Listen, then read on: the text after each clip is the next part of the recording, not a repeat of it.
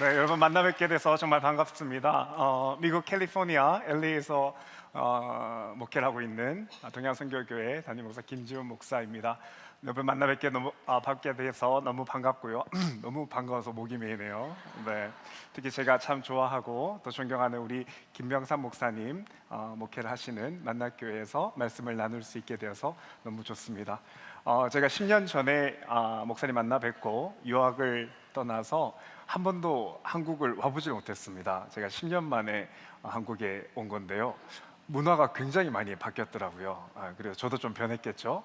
미국에서는 아침에 제가 조깅을 하면서 동네에 이렇게 다니면 사람들한테 인사를 합니다. 하이라고 이야기를 하는데 제가 반바지를 입으면서 하이 하니까 어르신들께서 좀 미친 사람처럼 그렇게 보셔가지고 좀 당황을 했는데, 그래서 안 그래야지 하다가 잘 했어요. 제가 화요일에 도착을 해서 금요일, 토요일까지 잘 했는데 오늘 아침에 실수했습니다. 엘리베이터를 타면서 숙소에서 나오면서 굿모닝 했는데 또 표정이 마음이 참 안 괜찮았어요. 근데 이제 교회 와서 여러분 환대와 또 환영을 받으면서 우리 나요한 목사님과 목사님께서 괜찮아 하시는데 얼마나 큰 위로가 되었는지 모릅니다. 한번 해주시겠어요? 괜찮아. 반말하시네요. 괜찮아요라고 하셔야 됩니다. 네, 하나님께서 또 이 자리에 우리와 함께 계시고 또 임재하시고 계시는데 우리의 영과 혼과 육을 또 우리의 마음을 예수님께서 성령의 임재 가운데 깨끗하게 치유하시고 또 말씀 가운데 우리를 선하게 인도해 주시는 귀한 시간 맞으시기를 주님의 이름으로 축복합니다. 아멘. 우리는 예수 그리스도를 구주로 믿는 사람입니다. 하나님의 아들 예수님이 이 땅에 사람의 몸으로 오셔서 죄로 인해서 죽었던 우리를 위하여 십자가에서 부활하신 것, 사망 권세를 이기시고 십자가에서 부활하신 것을 믿는 사람들입니다. 그래서 기독교에선 여러 절기 중에서 부활절을 아주 중요하게 여기고 또 소중하게 부활절을 지키는데요.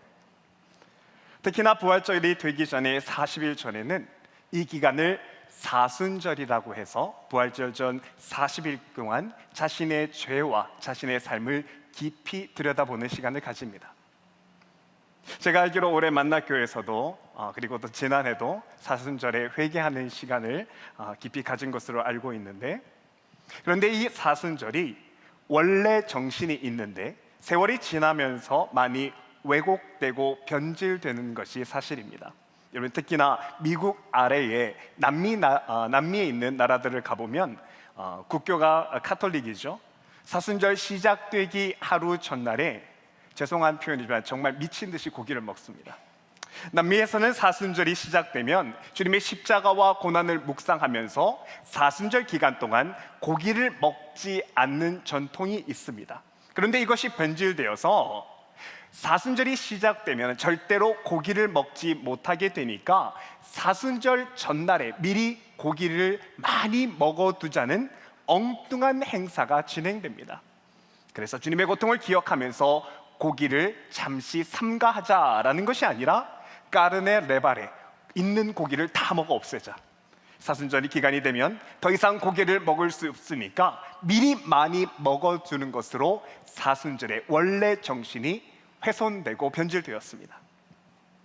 하지만 여러분, 이렇게 변질된 사순절의 지금 모습과는 다르게 원래 기독교 전통에서 이 사순절 기간은 우리를 더 깊은 회개의 시간, 우리의 마음을 하나님께로 더 가까이 하는 깊은 회개의 시간으로 우리를 초대하는데요.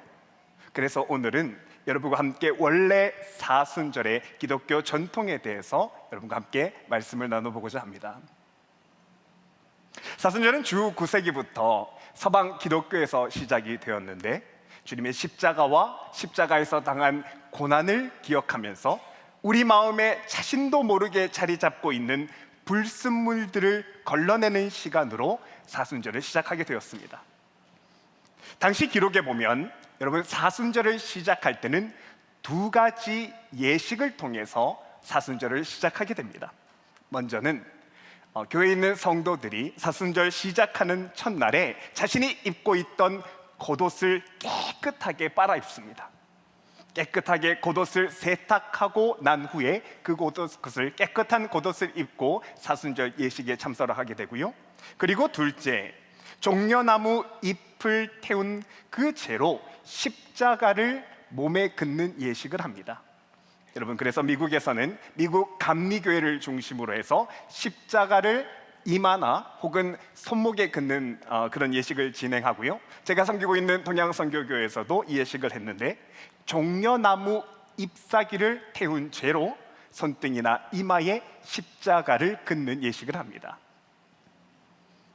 그런데 예식 때 여러분, 두 가지라고 말씀드렸습니다. 이 예식을 하면서 겉옷을 빨고 또한 종려나무 잎사귀를 태운 죄를 손에 바르는 그 예식을 하는 데는 여러분, 특별한 이유가 있는데, 바로 우리가 읽었던 이 마태복음 21장 이 본문에 있었던 일 때문입니다. 오늘 말씀에 보면 예수님께서 십자가를 지시기 위해서 예루살렘으로 입성을 하시니까 사람들이 예수님을 보고, 그때 모여있는 이스라엘 백성들이 예수님을 보고 한 가지 특별한 행동을 하기 시작합니다. 8절에 보면 이러합니다. 무리의 대다수는 그들의 겉옷을 길에 펴고 다른 이들은 종려나무 가지를 베어 길에 폈다라고 말을 합니다. 사람들이 첫 번째 겉옷을 펴고 두 번째 종려나무 가지를 가다가 흔들기를 시작합니다. 그런데 여러분, 만일 이 당시에 이스라엘의 정치적인 상황을 잘 아는 사람이 이 장면, 사람들이 예수님께 나와서 겉옷을 벗어서 깔아드리는 장면과 그리고 예수님이 오실 때 종려나무 잎사귀를 흔드는 그 장면을 본다면 아마 굉장히 놀랄 것입니다. 왜냐하면 이 행동들은 당시 지배국이었던 로마에 대해서 강력한 적대 행위라고 간주될 수 있기 때문입니다. 여러분, 이유는 이것입니다. 우선 이스라엘 사람들에게는 겉옷이라는 것이 아주 특별한 의미가 있는데, 여러분도 잘 아시는 것처럼 구약 성경에 나오는 이스라엘의 역사를 보면 악한 왕의 대명사로 불리는 아합이라는 왕이 있습니다. 아합 왕은 하나님을 거역함으로 말씀을 전달하는 선지자들 가차없이 죽이는 왕으로 악명이 높았고요. 또 거짓말과 자기가 가지고 있는 나쁜 술수로 남의 재산을 빼앗는 왕으로 유명했습니다.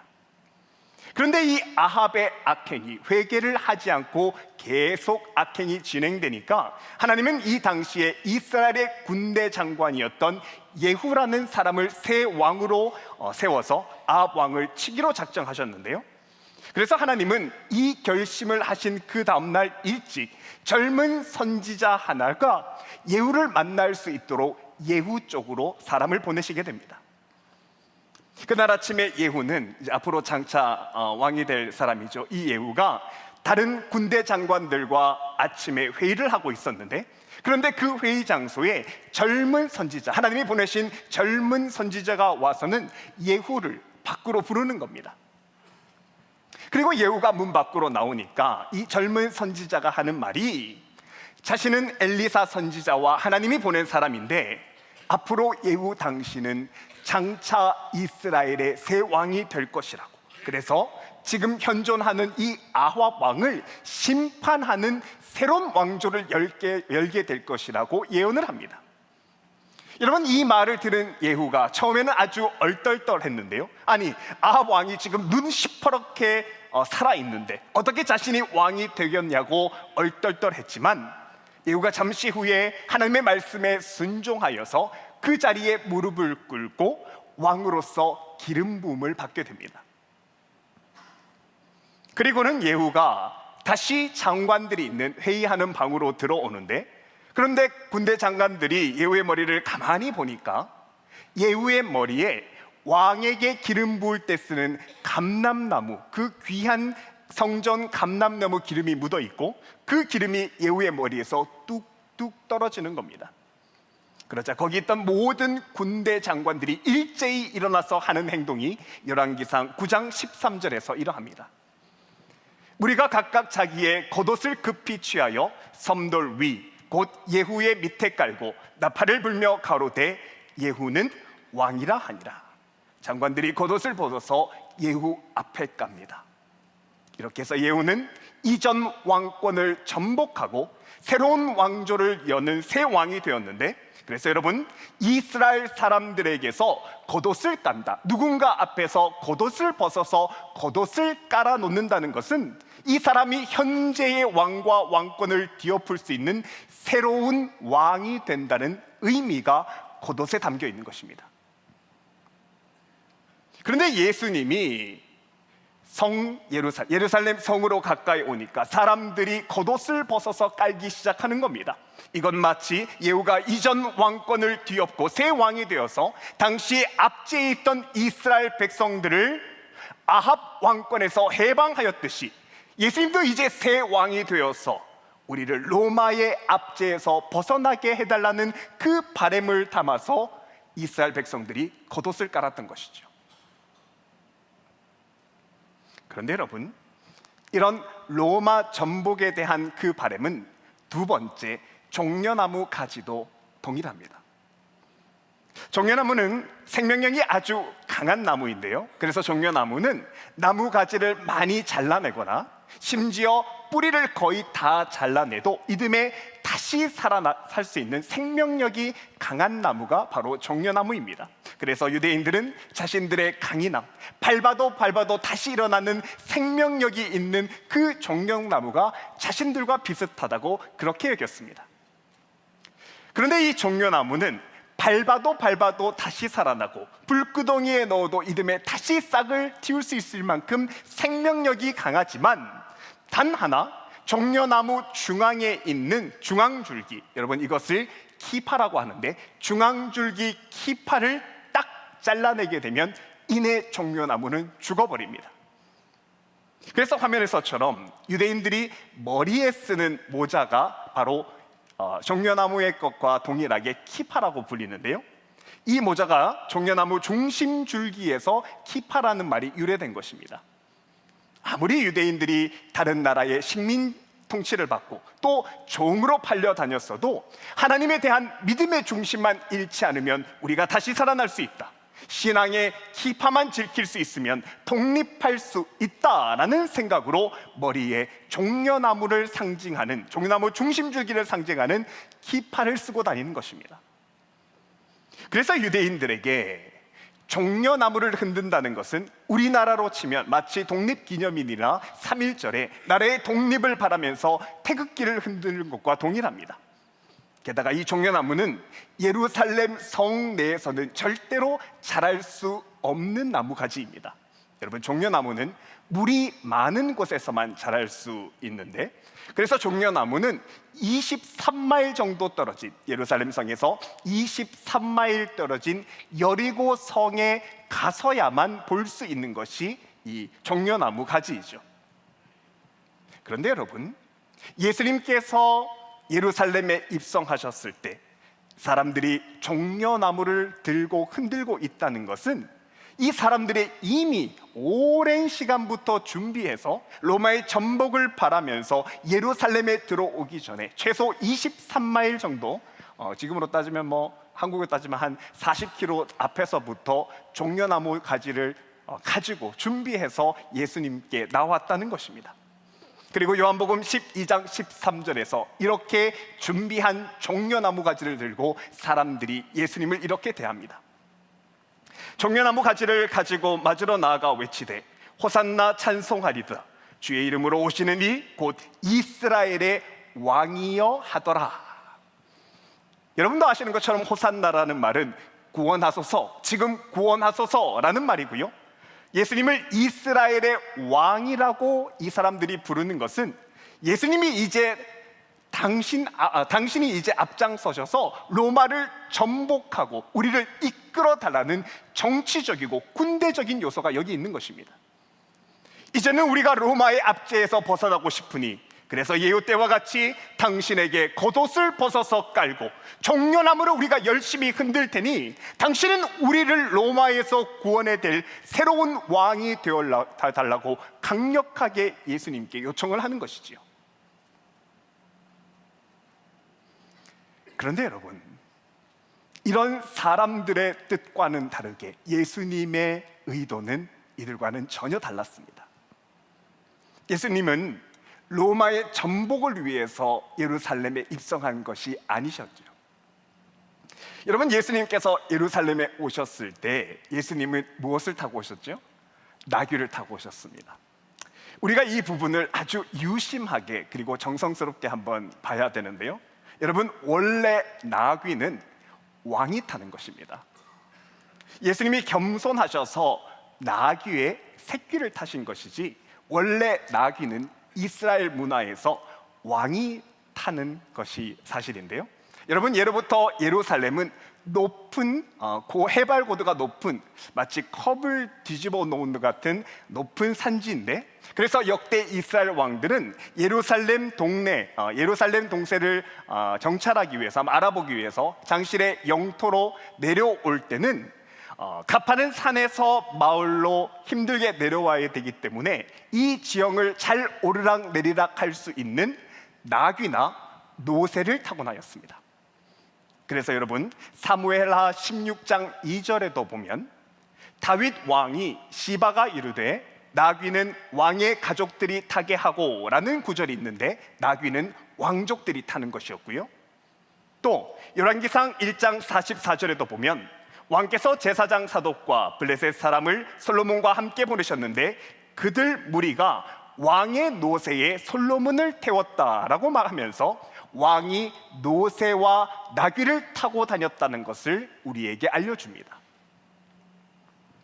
그런데 여러분, 이스라엘 왕이 항상 나귀를 타고 다니는 것은 아닙니다. 평소에는 나귀를 타고 다니지만 전쟁을 할 때는 드넓은 들판을 뛰어다니면서 군대를 지휘해야 되기 때문에 이때 전쟁을 할 때는 말을 탑니다. 그래서 이 당시 히브리 속담을 기록한 기록을 보면 전쟁 시에는 말을 타고 평화 시에는 나귀를 탄다라는 말이 있습니다. 그래서 당시 사람들은 왕이 마을에 나타났다, 야, 왕이 행차하셨다라고 하면 사람들이 묻습니다. 그러면 왕이 무엇을 타셨나? 왕이 나귀를 타셨다고 하면, 아, 왕이 우리를 돌보러 오셨구나, 지금은 평화의 시대구나 라고 그렇게 생각하고 안심을 하고요, 만일에 왕이 말을 탔다고 하면, 아, 어디선가 전쟁이 일어났구나, 이제 전쟁이 일어났으니까 왕께서 우리를 군대로 소집하겠구나 라고 그렇게 생각을 하였습니다. 그런데 여러분, 우리가 오늘 읽은 본문에서 예수님은 나귀를 타셨습니까? 말을 타셨습니까? 나귀를 타셨습니다. 예수님이 나귀를 타신 것은 앞으로 십자가를 통해서 이 땅에 주실 하나님의 회복과 하나님의 평화를 상징하면서 평화의 나귀를 타고 예루살렘에 입성을 하셨는데, 그런데 분명히 주님이 나귀를 타고 오신다는 것을 이 사람들이 분명히 보고 알고 있었으면서도 사람들이 겉옷을 벗고 종려나무를 흔들면서 예수님을 맞고 있는 것입니다. 왜요? 주님의 뜻이 어떠하든지는 아무 상관없이 그저 내 바램과 내가 원하는 필요를 챙기기 위해서 눈을 다 감고 귀를 닫고 있는 것이지요. 여러분, 그래서 예수님이 이때 예루살렘 성전에 들어오셨을 때는 우셨습니다. 누가복음 19장 41절 말씀이시죠. 가까이 오사 성을 보시고 우시며 이르시되 너도 오늘 평화에 관한 일을 알았더라면 좋을 뻔하였거니와 지금 내 눈에는 그 평화가 숨겨졌다라고 이야기합니다. 여러분, 주님이 왜 오시는 것입니까? 사람들이 내 생각, 내 욕망에 사로잡혀서 내 마음대로 사느라 하나님이 어떤 마음이신지, 주님이 어떤 마음과 어떤 뜻을 가지고 있는지를 전혀 보지 못하기 때문입니다. 그러면 여러분, 이렇게 예수님이 예루살렘에 오셨을 때 그렇게 예수님을 환호했던 사람들이 예수님이 로마 군대에게 딱 잡히자 왜 다 살았는지 여러분, 우리가 쉽게 이해할 수 있습니다. 우리가 잘 알고 있듯이 예루살렘에 오시고 바로 며칠 뒤에 예수님은 로마 군병에 의해서 딱 붙잡히셨는데요, 그러니까 오늘 본문에서 그렇게 겉옷을 벗고 종려나무를 흔들면서 호산나 하나님의 이름으로 오신 이요 그렇게 찬송하고 외치던 사람이 단 한 사람도 예수님 주위에 남아있지 않았습니다. 예수님이 재판을 받고 십자가를 지시게 되니까 그렇게 옷을 깔고 종려나무를 흔들어대는 사람들이 코빼기도 보이지 않고 다 도망갔습니다. 왜냐하면 이들은 자신이 가지고 있었던 뜻과 주님이 가지고 있었던 그 뜻이 전혀 달랐기 때문이죠. 그리고 예수님의 뜻과 자신의 뜻이 다르다는 것을 알자 뒤를 돌아보지 않고 단번에 주님 앞에서 등을 보이며 도망쳤던 것입니다. 여러분, 우리의 모습은 어떠할까요? 우리의 모습은 여러분, 우리가 어떻게 금식을 하는지를 한번 생각해 보면 좋겠습니다. 우리 권사님들 그리고 또 신앙생활을 오래 하신 분들은 금식을 종종 하는 걸로 알고 있는데요. 여러분, 원래 성경에서 말하는 금식이라는 것은 어려운 일이 생기면 그 어려움을 앞에 들고 세상의 것이 내 몸에 들어오지 못하도록 세상의 것을 내 몸과 분리하는 것이 금식입니다. 감당할 수 없는 삶의 어려움을 들고 내가 오직 하나님의 음성만 듣기 위해서 세상 것이 내 안에 들어오지 못하도록 의지적으로 세상의 것을 차단하는 것이 금식의 원래 정신입니다. 그런데 여러분, 다는 그렇지 않겠지만 대부분이 우리가 하는 금식은 어떻습니까? 내 방식과 내가 원하는 것을 이루기 위해서 단식을 하는 겁니다. 내 변질된 마음을 회개하며 용서해 주십시오. 하나님 뜻이 무엇입니까? 이 어려운 문제를 두고 하나님의 뜻을 구하는 것이 아니라 주여 이거 주십시오. 이거 주셔야 합니다. 반드시 이것을 주셔야 합니다. 그러면 하나님을 믿겠습니다. 내 욕망과 내 바람에 주시옵소가 대부분입니다. 여러분, 그러면 이것은 금식이 아니라 하나님을 협박하는 단식인 것이죠. 예수님의 십자가를 통하여 이 사순절 뒤에 있을 부활을 통해서 우리에게 참 생명을 주기를 원하시는데, 그런데 우리는 눈앞에 있는 세상에 반짝이는 것, 죽음 앞에 서면은 결국에 다 사라져버릴 그 세상 것을 더 얻기 위해서 주님의 뜻과 내 뜻이 다르다고 내 뜻만을 쫓아서 세상 가운데서 살아가는 겁니다. 용서해 주십시오, 내 죄를 사해 주십시오의 금식이 아니라 이것 주십시오, 저것 주십시오, 내 욕망대로만 살아가고 있는 것이죠. 그래서 여러분, 기독교 전통, 특별히 서방 전통에서는 대부분의 사람들이 이 본문의 사람들의 행동을 근거로 해서 두 가지를 하는 것입니다. 사순절의 그 첫째 날, 내 욕망의 겉옷과 내 야망의 종려나무를 회개하는 것입니다.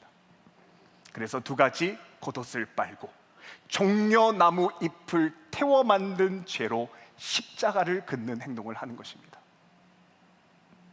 이렇게 함으로써 그동안 내 입으로는 예수님을 주님으로 부르기는 그렇게 입으로 고백은 하였지만 그 예수님의 이름을 빙자해서 내 욕망을 이루려고 했던 간교한 내 모습과 오로지 내 뜻을 위해서 이루기 위해서 기도했던 모습, 무엇보다도 내가 내 삶의 주인이 되었던 삶의 왕관들을 이 사순절 기간 앞에 주님 앞에 내려놓는 것입니다. 그리고 요한계시록 4장 10절의 고백이지요. 그 보좌 앞에 앉아 계신 분 앞에 엎드려 자기들의 면류관을 벗어 보좌 앞에 내놓으면서 오직 우리의 왕이신 하나님 주님만 영광과 존귀와 권능을 받으시기에 합당한 분이십니다.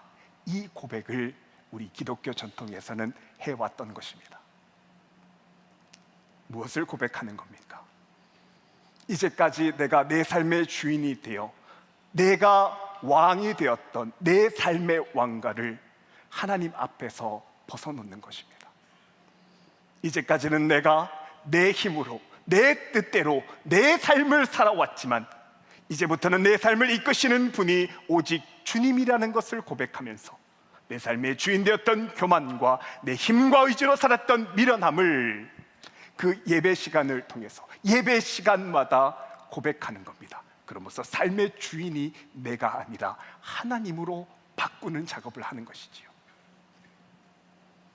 그리고 바로 이것이 오늘 본문을 통해서 우리가 깨달아야 될 가장 중요한 참회의 모습인 것입니다. 여러분, 제가 설교 초두에 미국에 10년 전에 유학을 갔다고 말씀을 드렸는데, 제가 처음 유학을 시작했던 곳이 콜로라도의 덴버라는 도시입니다. 여기 덴버에는 참 특이하게 사탄을 숭배하는 사탄교라는 교세가 있는 그 사탄교 본부가 덴버 중앙에 있습니다. 이 사탄교에도 여러분 놀랍게도 우리가 가지고 있는 것처럼, 우리가 성경을 가지고 있는 것처럼 사탄경이라는 것을 가지고 있는데요, 하나님을 대적하는 사탄의 역사를 기록한 책인데, 혹시 사탄경을 본 적이 있으세요? 네, 제가 한 권 소장하고 있습니다. 네, 사진을 보시면 이게 실제로 존재하는 미국에 있는 사탄경의 표지인데, 여러분, 이 사탄경을 첫 장을 펴면 나오는 말이 뭐냐면, 내 인생의 주인공은 너다라는 말입니다. 네가 주인이다. 네 삶을 네가 살아라.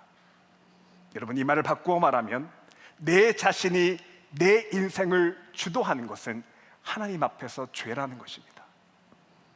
내 삶의 주관자는 하나님이시고, 또 하나님이 내게 하시는 그 말씀을 따라서 한 걸음 한 걸음 하나님과 함께 사는 것이 우리 크리스찬의 삶인데, 그런데 사탄은 그런 것을 덮고 귀와 눈을 다 닫고, 네 인생의 주인은 너니까 네 인생의 주도권을 네가 잡아가라 라고 이야기를 하는 겁니다.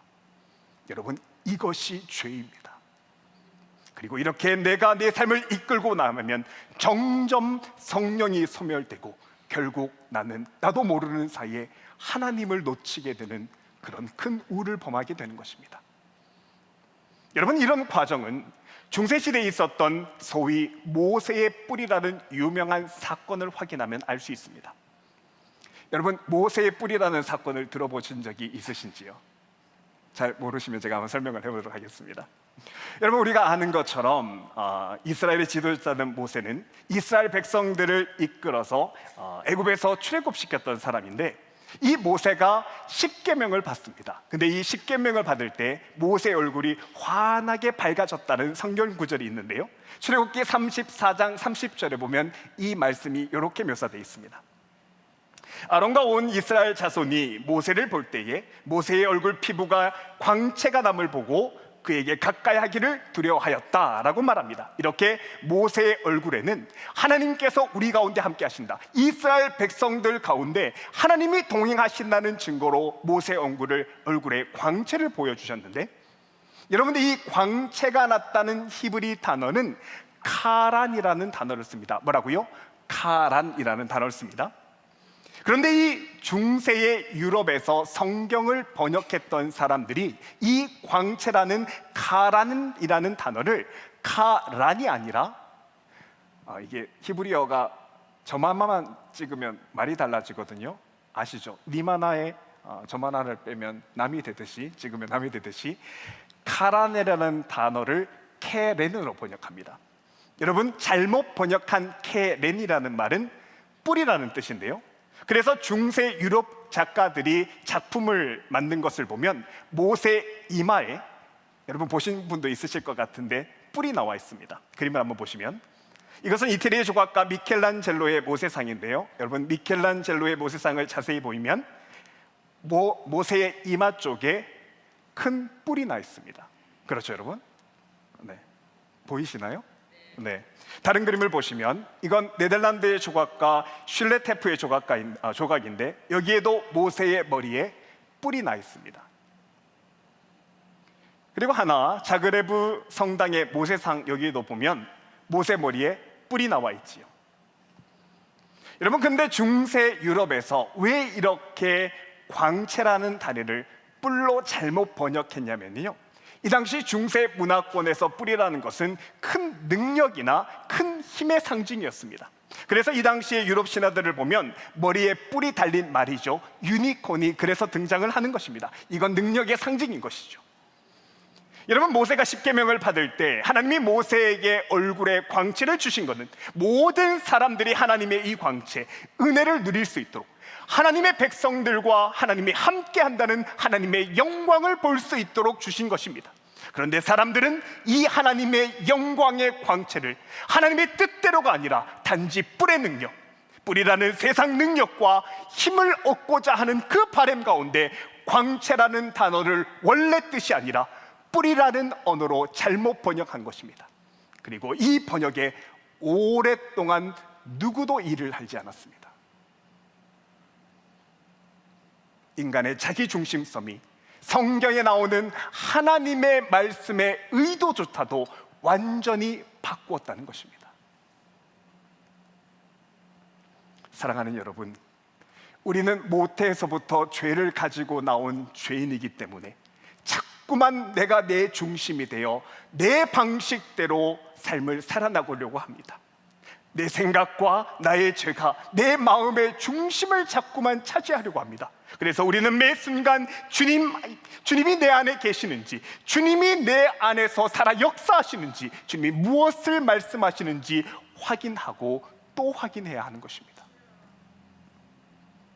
그런데 혹여라도 내 중심성을 하나님 앞에 온전히 내어놓지 못하면, 여러분, 우리도 모세의 뿔처럼 머리에 뿔을 달리고 사는 어처구니 없는 신앙을 우리도 가질 수 있게 된다는 것입니다.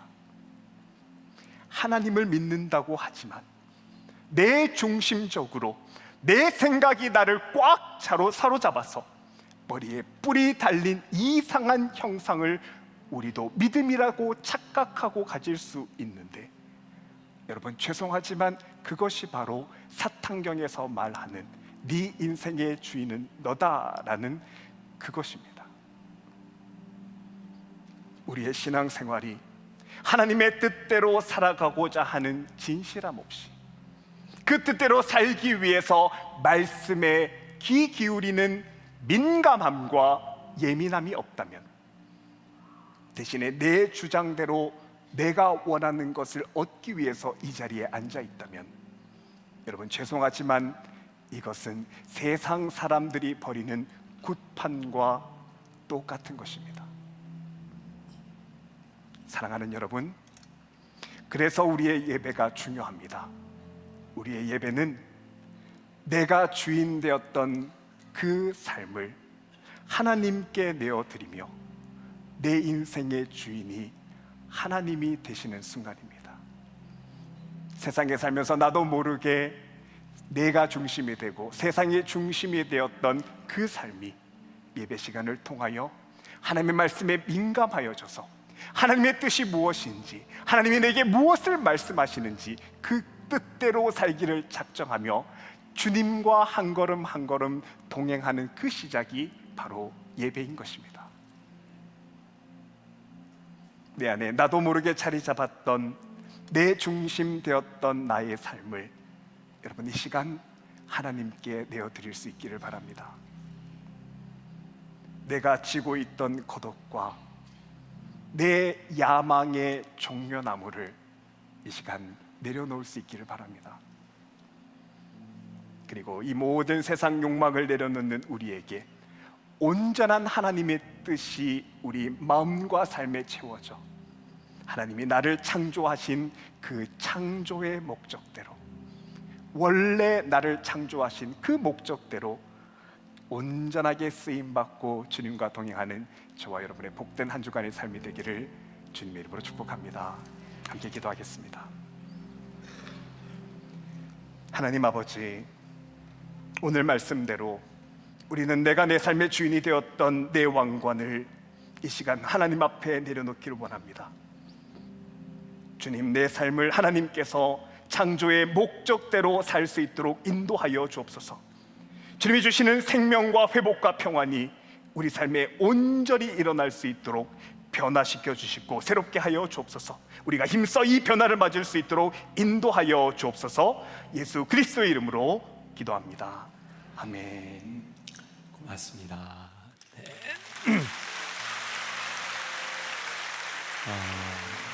우리 말씀을 생각하면서 부르고 싶은 찬양이 있습니다. 내가 주인 삼은 모든 것 내려놓고. 자, 여러분들에게 그런 질문을 좀 던져보고 싶은데, 우리는 참 스스로 자기를 이렇게 나타내고 싶을 때가 많죠. 여러분들보다는 제가 그 유혹이 훨씬 더 많을 것 같아요. 제가 아는 게 있어요. 저는 관종이에요. 남한테 이렇게 관심 받으면 좋고 그런 걸 즐기는 스타일. 그렇게 보여요? 네. 근데 하나님께서 제 마음속에 계속 주시는 마음이 있어요. 네가 목사로 살아가면서 네가 이겨야 되는 것 있다. 네가 하나님의 영광을 가리지 않도록, 하나님의 영광을 가로채지 않도록, 어느 날 나이가 들고 사람들이 너를 이렇게 높여주면서 너를 잃어버리지 않도록 지켜야 한다. 그러니까 저에게 제일 큰 기도 제목이 있다면, 하나님, 사도 바울이 그렇게 고민하고 두려워했던 것처럼 끝까지 하나님 앞에 쓰임받는 사람이 되어야 될 터인데, 제가 하나님 앞에 버림받는 것이 얼마나 두려운지 모르겠습니다. 그래서 하나님 앞에 나를 내려놓는 것, 하나님 나를 쓰시도록 나를 내려놓는 게 그렇게 힘들더라고요. 저만 그럴까요? 모양은 다르지만 여러분들에게 다 그런 마음들이 있을 것 같아요.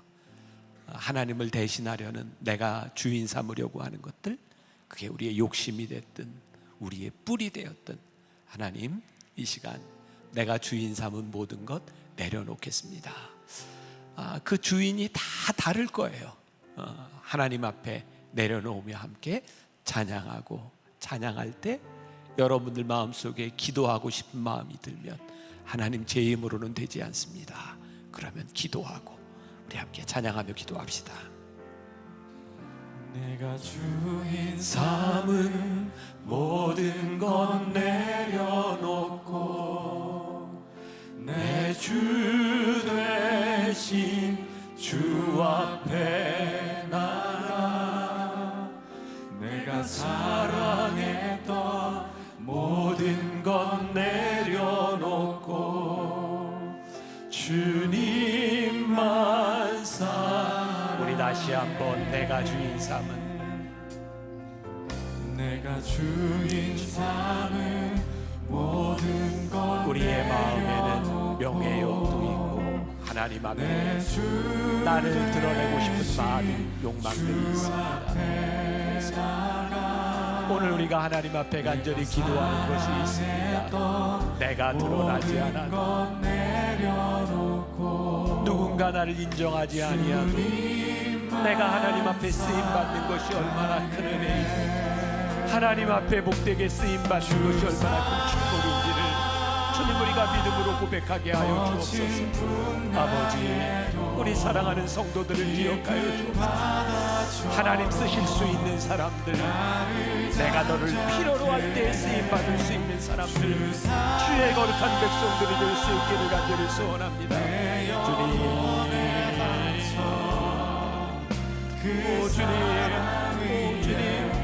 주님, 우리들에게 욕심과 교만이 있습니다.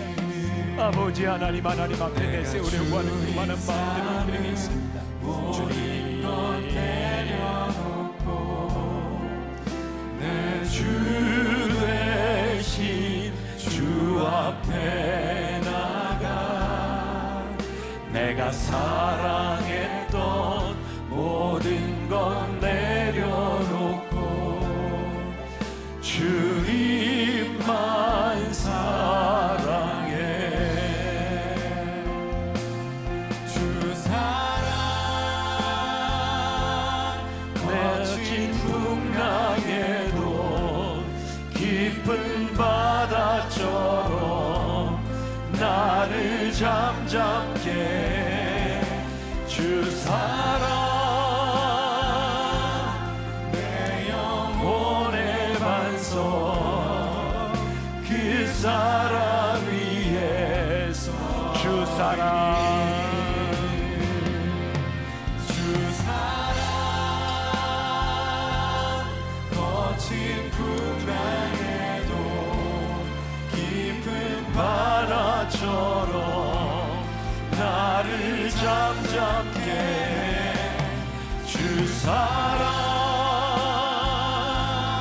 내 영혼의 반석, 그 사랑 위에 서리.